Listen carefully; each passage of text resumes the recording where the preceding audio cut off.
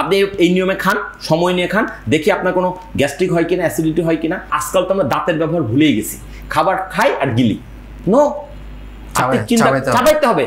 বলা হচ্ছে কমপক্ষে 16 বার চাবাইতে হবে। এখন আপনি বলতে পারেন যে 16 বারে ব্যাখ্যা কি? আমাদের দাঁত কয়টা? 32টা। 32টা, তাহলে 2টা দাঁতে 1 চাবানি হয়, তাহলে 32 অর্ধেক কত? 2 দাঁতে 1 চাবানি। এই হিসাব করলে তো 16 বার মিনিমাম হয়।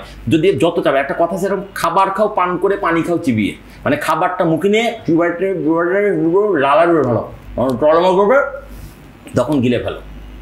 আপনি এই নিয়মে খান, সময় নিয়ে খান, দেখি আপনার কোনো গ্যাস্ট্রিক হয় কিনা, অ্যাসিডিটি হয় কিনা, আপনার কোষ্ঠকাঠিন্য হয় কিনা। হবে না, আমরা তো এগুলো জানি না, আমরা খাবার নিয়ে আর গিলি। আচ্ছা, জন্মের সময় কোনো দাঁত ছিল না, মৃত্যুর সময় যদি আমি স্বাভাবিক মৃত্যু হয় 70-80 বছর, দাঁত থাকবে না। তাহলে দাঁত আসলো পরে, গেল আগে, তার জন্য এত মহব্বত।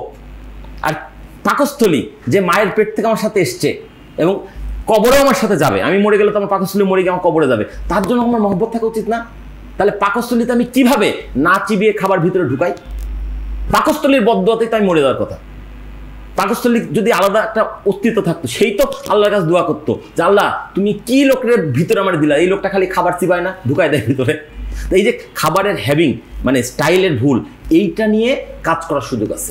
আপনি যদি সঠিক খাবারও খান, যদি ঠিক নিয়মে না খান, ওইটা আপনার শরীরে কোনো কাজে দেবে না। এইগুলো হলো খাদ্য সময় নিয়ে খাওয়া, সময় নিয়ে খাওয়া। খাবার নিয়ে তো অনেকের খুব তাড়াহুড়া থাকে। রাইট।